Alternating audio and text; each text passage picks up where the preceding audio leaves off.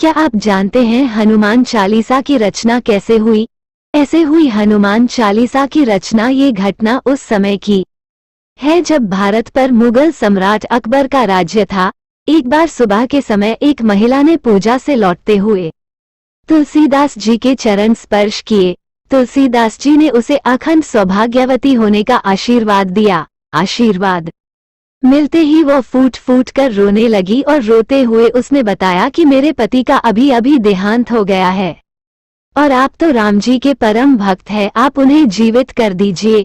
इस बात का पता लगने पर भी तुलसीदास जी तनिक भी विचलित न हुए और वे अपने आशीर्वाद को लेकर पूरी तरह से आश्वस्त थे, क्योंकि उन्हें इस बात का ज्ञान भली भांति था कि भगवान राम बिगड़ी बात संभाल लेंगे और उनका आशीर्वाद खाली नहीं जाएगा।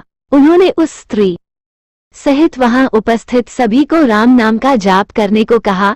सभी ने ऐसा ही किया और वह मरा हुआ व्यक्ति राम नाम जप के प्रभाव से जीवित हो उठा।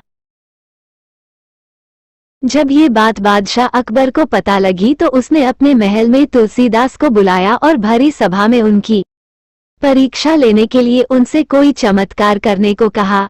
ये सब सुनकर तुलसीदास जी ने अकबर से बिना डरे कहा कि वो कोई चमत्कारी साधु नहीं है, सिर्फ श्री राम जी के भक्त हैं।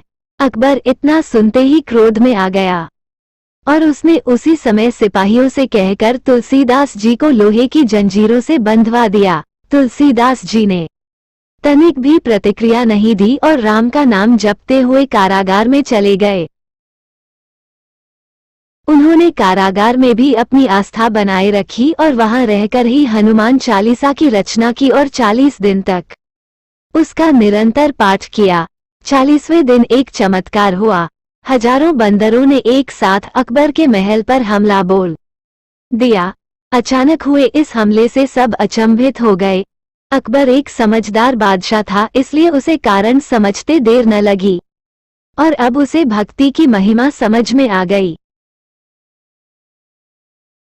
उसने उसी क्षण तुलसीदास जी से क्षमा मांगकर कारागार से मुक्त किया और आदर सहित उन्हें विदा किया। इतना ही नहीं, अकबर ने उस दिन के बाद तुलसीदास जी से जीवन भर मित्रता निभाई।